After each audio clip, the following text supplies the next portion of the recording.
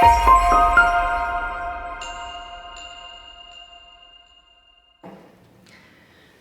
day, parents. I'm from Aurora Special Care. I want to introduce you this morning to Selmari Potgieter. Selmari is our program manager. She's overseeing all the programs in Stimulation Center, therapy, party house and residential care. She's going to talk about what she's going to do here and also interviewing Emmerich. Emma is a specialist in AAC training, and I'll hand over to them. Good morning, everybody. Thank you for listening. We are going to be implementing quite a few changes here at Aurora, and one of the tools in our toolbox that we can use is AAC.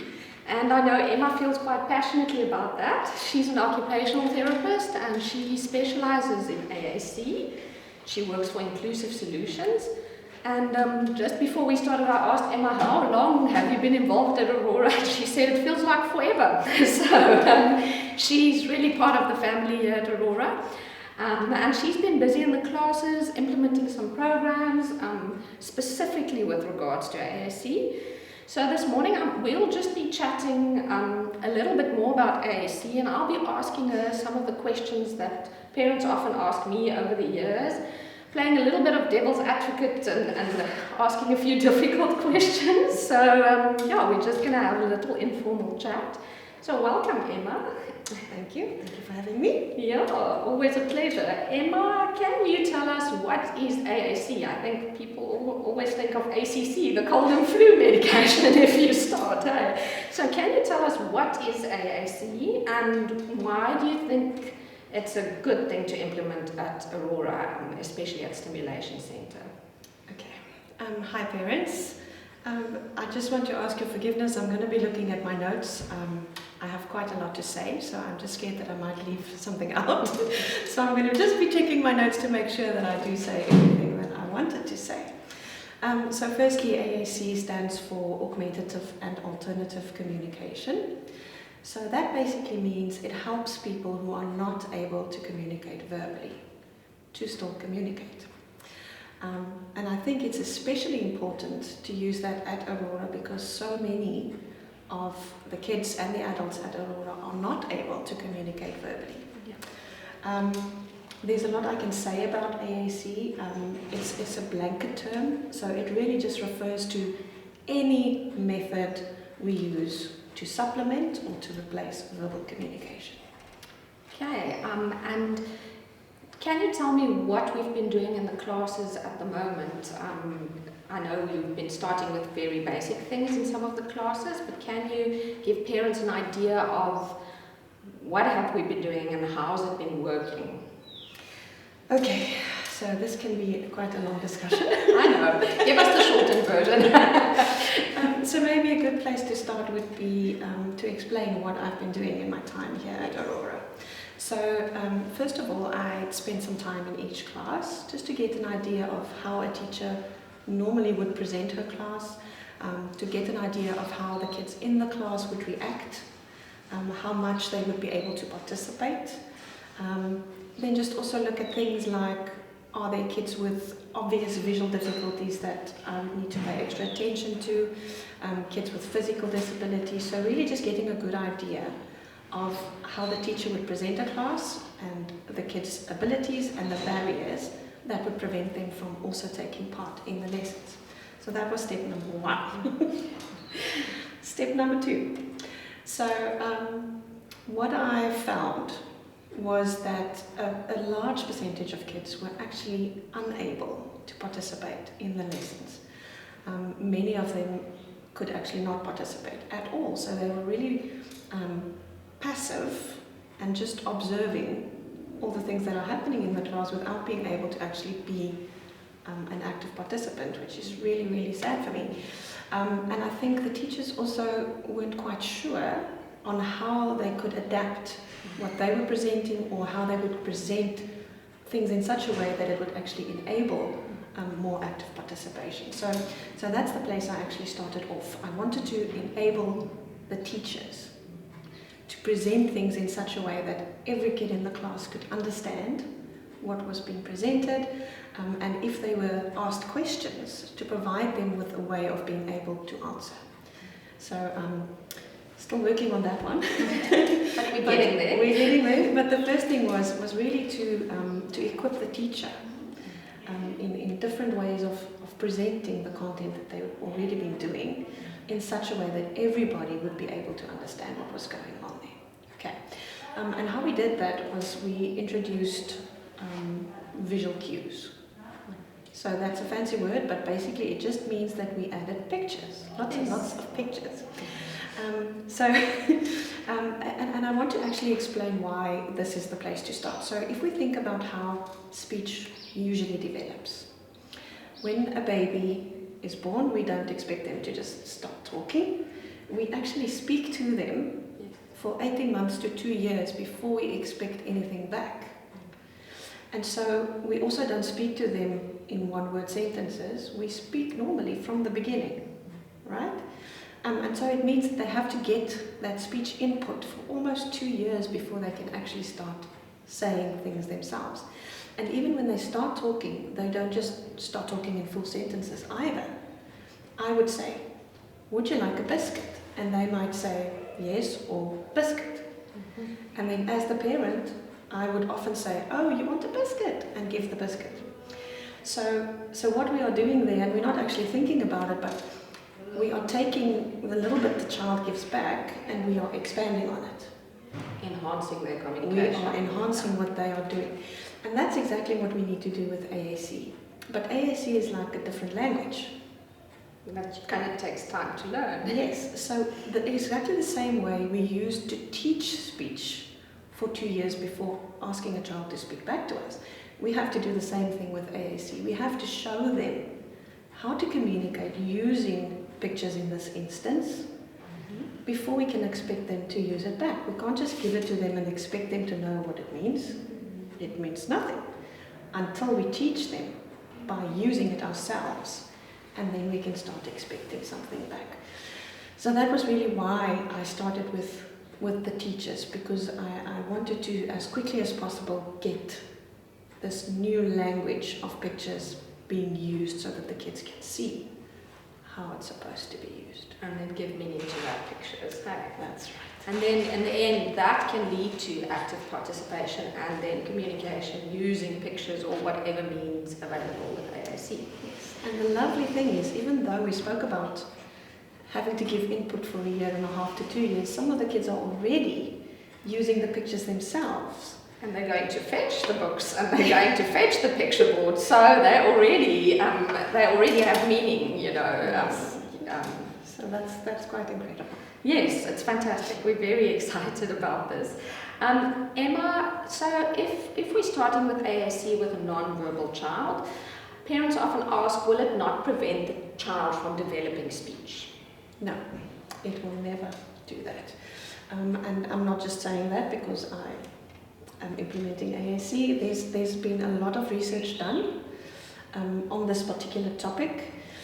And it's found that AAC actually, because it is not only used expressively, meaning we're needing the child to use it to communicate, but also receptively, it actually is more than just a communication tool, it's also a learning tool. So it expands their vocabulary, yes, gives them more opportunities to communicate, and often helps the development of speech. yes.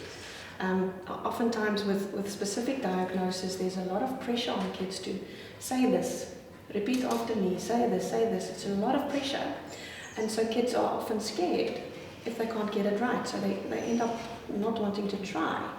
But if we take away that pressure and give them something like AAC, and they know that they are going to be understood by using it, they are often more willing to also try and verbalize with the AAC. And if they can say a word, they will always choose to do that. So they won't choose to use just the picture, they will use their If they can say something, they will always rather say that. Yes, and we've seen that over and over again over the years. Sorry, just another thing on there. If you think about the way we speak, and I'm very guilty of it, I like to use my gestures and my body and my face. So we all use different ways of communicating, and somebody using ASC can do the same. So if a child knows a few gestures, has a few sounds that everybody understands, or can say a few words, then we will always accept what they give us. So if a child can, for example, know the sign for more, I'm not going to force them to show me the picture of more. I'm going to accept, because they know that. Yes. And so we really encourage different ways of communicating. They're not restricted to just one. having one. Yeah. Emma, and are you ever too old to learn? You know, we've got adults here at the Stimulation Centre and at the residence. Are you ever too old to learn AAC, to use AAC? No, you're not. Neither are you too young. So in the older days, there used to be some prerequisites for the use of AAC. You had to be able to do this, this and that. But research has really shown us that that is not right. So there's only one prerequisite for using AAC, and that is you have to be breathing. Wonderful. That's it. Everyone here is breathing, so that's good. And then Emma, a lot of parents ask, but is this not going to cost a lot of money? Is it not very expensive? Are there different types? I know about low-tech, high-tech. Maybe you can just explain that a little bit more. Okay. So if we go back to your first question, what is AAC? I mentioned that it's a blanket term. So AAC is a continuum. It starts with what we call low-tech. And that's something like paper-based communication, cards, books, etc., etc. So those things are really not expensive to make. If you have access to a printer, you can make your own communication boards. So those are really inexpensive. There are high-tech devices as well, which usually requires a computer chip, synthesized voices, and I think those kind of equipment is usually more necessary for somebody who really has severe barriers to communication, specifically in terms of their physical body. Yes. Then we have to sometimes look into more high technology stuff, but I think the option we've considered for Aurora is the pod system, which we've also rolled out in class. And fortunately for us, there are alternative access pod displays as well, which means if a child is not able to physically point to a picture, there are things we can do to still make it accessible. For example, we could have an eye-pointing book where the pictures are spaced a little bit further apart, and so the book would just be held in front of the child and they would then look towards the picture they would want to select.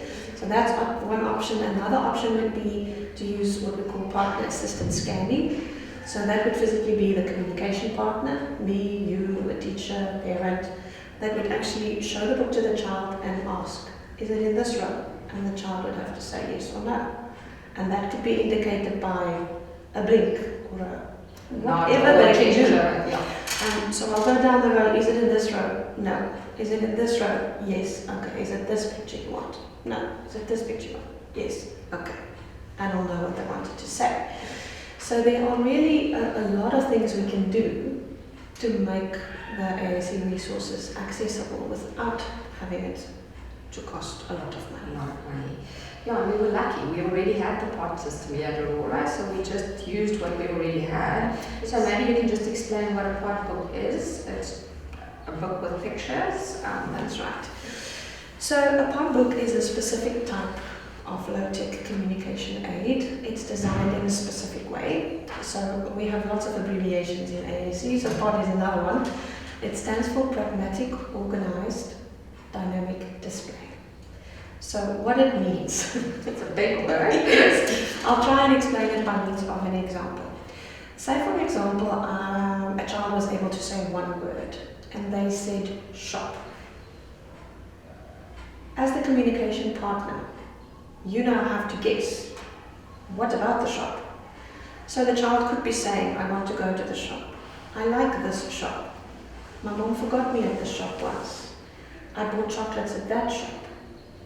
You understand, there's a lot of things that they can actually want to say, but they only have access to shop. Now, POD, with this whole pragmatic organization, gives us what it calls sentence starters or pragmatic branch starters. So, page 2 of this book, the child first has to select there an option, go, and then shop. Or, I like, shop.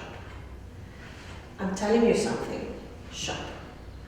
So having the access to that page gives us context. So immediately, if we just add that one concept to shop, You've got an idea where we're going. all of us know what the child is trying to say. Another nice thing about POD, the dynamic display needs, it's a book. So you move from one page to another, and there are numbered links that show you where to go, so you don't have to guess. So you can actually talk about anything at any time. Yes. One of the restrictions of having a communication board is it's usually activity-based. So say, for example, a teacher might have an activity board around painting. So it will have lots of things to talk about painting, but what if the child had a sore tummy? They would have no access to any vocabulary that would allow them to say what they actually want to say, because it's not about painting. So you're limiting the So communication. you are limiting them. And maybe I can use an example that happened here in class a little while back. Please do. So I was observing one of the classes, and one of the children in this class has his personal POD book. And another little girl in the class indicated that she had something to say. So we borrowed the other child's POD book, and we were busy playing a game of Skittles. So naturally we assumed that she was wanting to say something about Skittles. But having access to the book, I helped her by scanning through the list. She chose go. And I was immediately confused and thought, where does she want to go now? And it shows us to go to places, so I go to places, and she selected home, so she wanted to go home. But here everybody was laughing and enjoying this game, so I was really confused. And I said to her, I can see you want to go home, but I don't understand why. So we went back to the front of the book, and there, one of those links is something wrong. And so I asked her, is something wrong? She said, yes. So we went over to the something wrong page, and there's an option, sore, pain. She showed pain. That takes us then a link to the body parts page. So we go to the body parts page. So I say, I see you're telling me something's wrong. You have pain somewhere. Where do you have pain? And so I go through all the body parts, and when we got to knee, she indicated that her knee is sore. And so I asked her, I just summarized everything she'd told me. So I said, you want to go home because your knee is sore, is that right? And she said, yes. And you could see the relief on her face, because now she was understood. And someone knows her knee is She sore. was unhappy because her knee was sore. And so I asked her, can I rather get the physio to come take a look? Yes. And she was sorted out there. So that's just a really good example of the value of having robust vocabulary options. Because if You you shouldn't just, say anything that was not related to that activity we were busy with. yeah, because if you just had Skittles, you would never have gotten to my knee sore. So that's the opportunity that the POD book will give us. I think a lot of the parents will wonder, what do they need to do at home? We're talking next steps here, but yeah, maybe you can just give them an idea of what will happen next and how can they help at home. Okay. So I mentioned that there's a few steps in this program. This is a long-term project. Yes. So the first priority was really just to get that receptive input going. And so we equipped the teachers first with their POD books, so that they can model, in other words, use the pictures to communicate during the class day. What I need to do now is to go and look at the individual children in each class to see which of them would not be able to just point to a picture. Yes. So for the kids that can actually just point to a picture, that's not so hard, so we know what book will probably be suitable to them. Then we just have to decide which book. to give each of them. There are different pot books available, and it depends on basically how many pictures per page we want to allow. Yes. And so that's something I still need to figure out for each kitty. And then obviously those that need a little bit more, so something like the alternative access. So that's still going to take some time. But the idea is then that each child that needs it would eventually have their own personal communication aid. And it would be lovely if that can go home eventually as well, so that we can do the same thing at home that we are doing at school. But it's going to take some time. Yeah, it's a few steps along the line, down the line, I should rather say, but I think also when the time comes, and if we do that, we'll also invite parents and explain to them for each individual child what they need to do at home. So we won't just send this book home and you now need to know what to do. So when we get there, we will do that, especially for the children that need more individualized books or whatever they might need. But we'll get there, right? Yep. Yeah. Thank you, Emma. Do you say, you had a very lovely quote that I think you should share. I do. Let me just find it. Okay.